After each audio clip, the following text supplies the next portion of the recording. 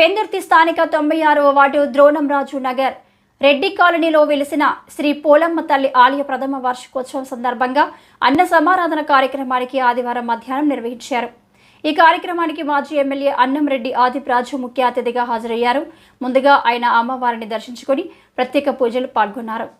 ఈ సందర్భంగా మాజీ ఎమ్మెల్యే అన్నంరెడ్డి ఆదిప్రాజు మాట్లాడుతూ శ్రీ పోలమ్మ తల్లి అమ్మవారి ప్రథమ వార్షికోత్సవం సందర్భంగా సుమారు 1500 మందికి అన్న సమారాధన కార్యక్రమం ఏర్పాటు చేసిన ఆలయ కమిటీ సభ్యులకు, ప్రధానంగా ఆలయ అభివృద్ధికి ఎంతో కృషి చేసిన లెక్కల రమేష్ బాబుకి ప్రత్యేక ధన్యవాదాలు తెలిపారు. కార్యక్రమంలో ఆలయ కమిటీ సభ్యులు, భక్తులు 50 మంది భక్తులు పెద్ద ఎత్తున పాల్గొన్నారు.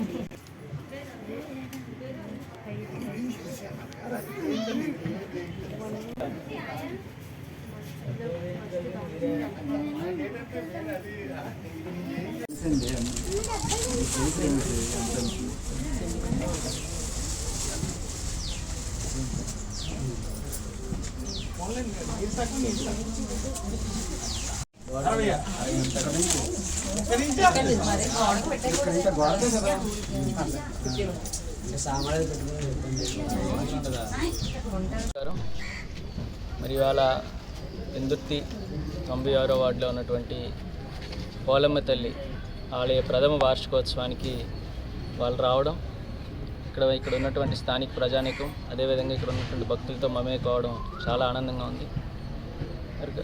ఇవాళకి ఎగ్జాక్ట్గా సంవత్సరం క్రితం మరి ఇవాళ నా అదృష్టం అమ్మవారి ఆశీస్సులతో ఆ విగ్రహ ప్రతిష్ఠ కార్యక్రమంలో కానీ, గుడి ఆలయ ప్రారంభోత్సవ కార్యక్రమంలో కానీ పాల్గొనేటువంటి అవకాశం నాకు అవాళ దక్కింది.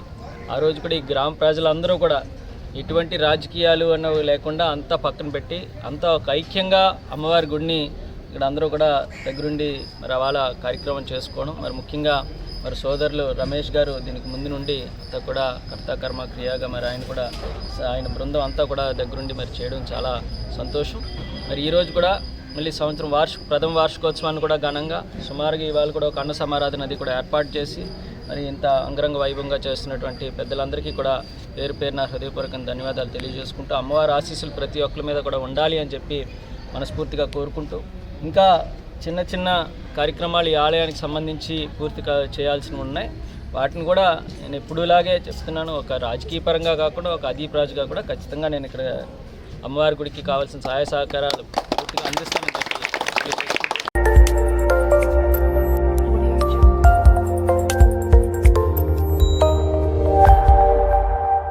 Audio Jungle.